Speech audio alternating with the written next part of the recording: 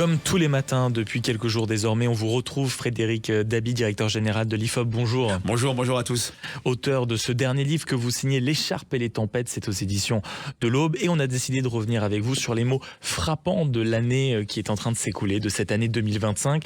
Et un mot, naturellement, est intimement lié à ce contexte économique dont on a déjà parlé ici, vous et moi, à ce micro. C'est le contexte de pouvoir d'achat excessivement lié à un deuxième mot très important, celui de chômage. Oui, l'articulation pouvoir d'achat-chômage, c'est le plus important dans la structuration du discours des Français. D'abord, Maxime, un préalable, le caractère aigu de cette occupation a quand même reculé depuis que les choses vont un peu mieux sur le terrain de la lutte contre l'inflation. Le chiffre de l'inflation a beaucoup diminué, même si les Français, le ressenti est toujours plus vrai que la perception réelle. Oui, le pouvoir d'achat reste pour autant un enjeu fondamental pour les Français et il va de pair avec cette évaporation très spectaculaire de la lutte contre le chômage. En 2018, c'est pas il y a si longtemps que cela, dans le baromètre fiducial pour Sud Radio, le chômage, la lutte contre le chômage était la première préoccupation des Français. C'est aujourd'hui la 12e, parce que les Français se disent il y a peut-être du travail partout, il y a des acteurs, il y a des secteurs où il y a des gisements d'emplois qui ne sont pas pourvus, et puis surtout il y a une question d'équilibre avec le pouvoir d'achat, l'idée que l'injustice suprême aujourd'hui, ce qui choque les Français, ce n'est plus être au chômage, parce qu'on peut retrouver du travail, ce qui n'est pas toujours vrai, mais ce qui choque les Français, l'injustice, c'est avoir un travail qui paye mal. Et la question de la répartition du travail, on a bien entendu toute une série de thématiques imposées par la gauche, par la France insoumise, sur les milliardaires, sur la mauvaise répartition du travail salarial, sur les actionnaires qui se gavent, ça infuse dans le pays avec le sentiment que le clivage gauche, non pas gauche-droite, mais le clivage gros-petit structure le discours des Français. Des gros et des petits, ce sont les salariés. Non, mais est-ce à dire, Frédéric Dabi, que quand vous parlez par exemple de notion du travail, est-ce à dire tout simplement que le rapport entre les Français et le travail est en train de changer profondément? C'est-à-dire, est-ce que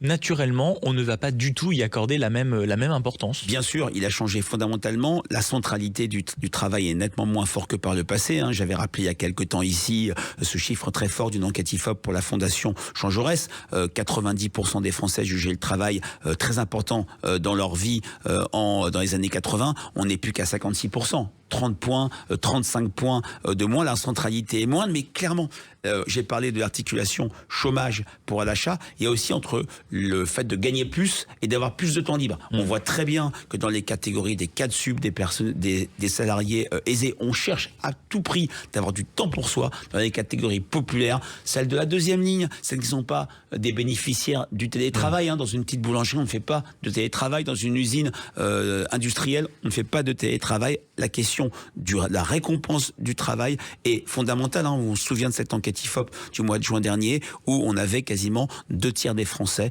58%, donc un peu moins, qui le 10 du mois avaient moins de 200 € sur le compte en banque.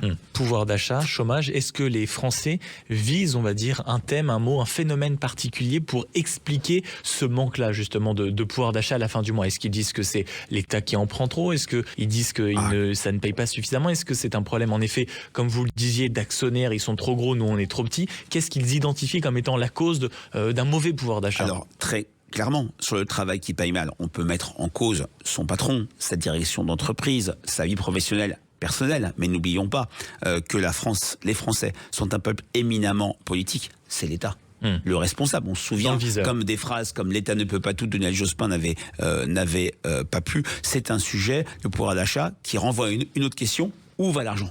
Et où va l'argent? Et ça aussi, c'est une question dont on entendra certainement parler encore dans les prochains mois. Merci beaucoup, Frédéric Dabi, directeur général de l'IFOP et auteur de ce dernier livre que je cite, L'écharpe et les tempêtes. C'est aux éditions de l'Aube.